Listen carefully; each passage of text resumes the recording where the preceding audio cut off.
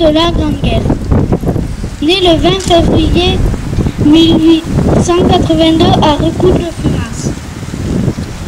Il est instituteur public, tout comme sa femme. Lorsqu'il est arrivé en 1914, à partir de ce moment, il écrit presque chaque jour à sa femme, ses enfants et ses élèves.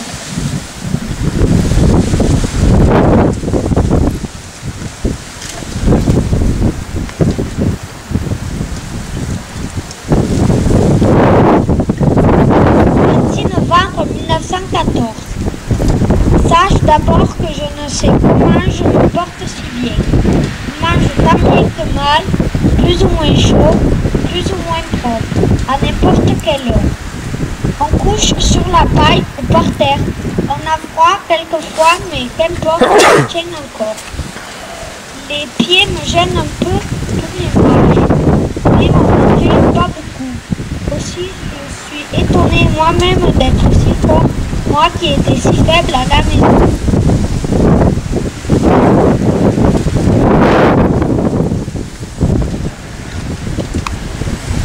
« 17 mars 1915. Bien cher élève, j'éprouvais d'abord du plaisir à retrouver là d'anciens amis et à écouter leurs messages.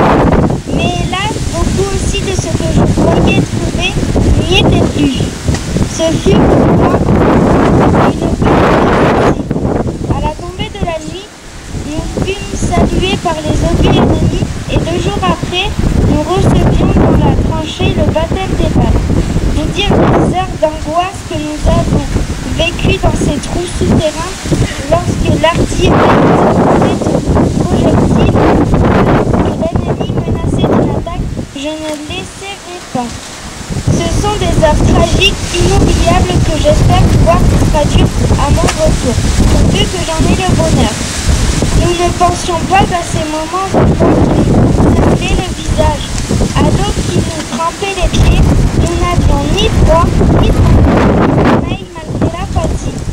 L'on peinait pour marcher la nuit, l'on vivait de privations, et malgré tout, chacun restait à sa place et tous ont fait leur devoir.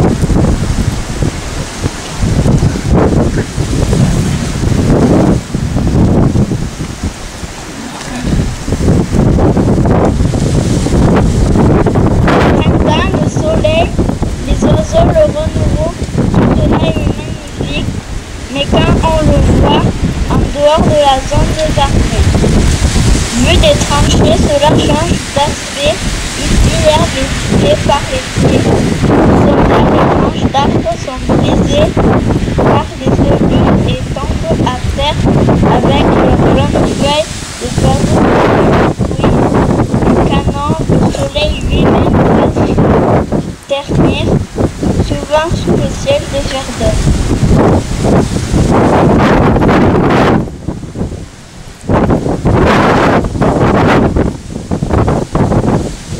Encore,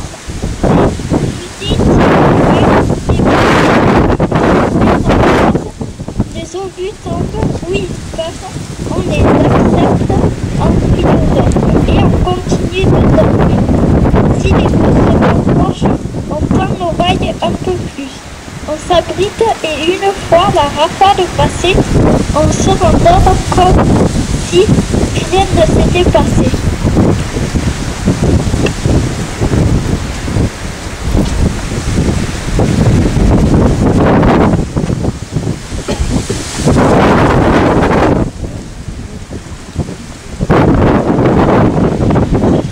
Je suis bien content. Cela doit te suffire. J'espère bien maintenant me concentrer jusqu'à la fin. Les voitures, nous venons de vivre des heures inoubliables. C'est ce que j'ai connu depuis que je suis plus content.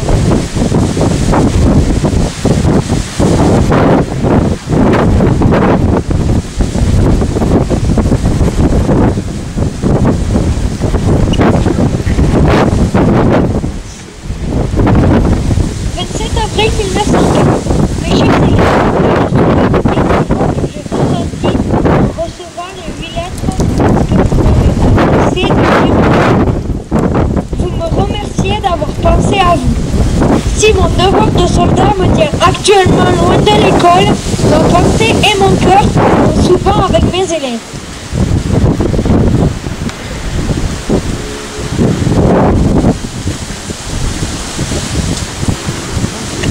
Souvenez-vous de ceci, la guerre est pénible, cruelle, brutale.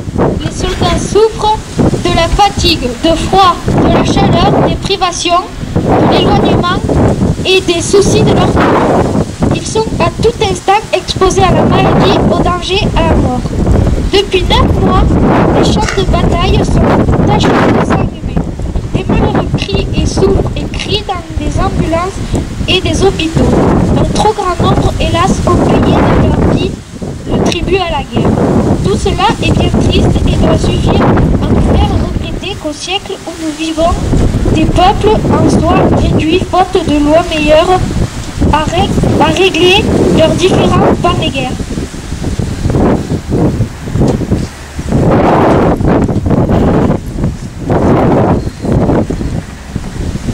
Mais quelle reconnaissance vous devez à tous ces braves.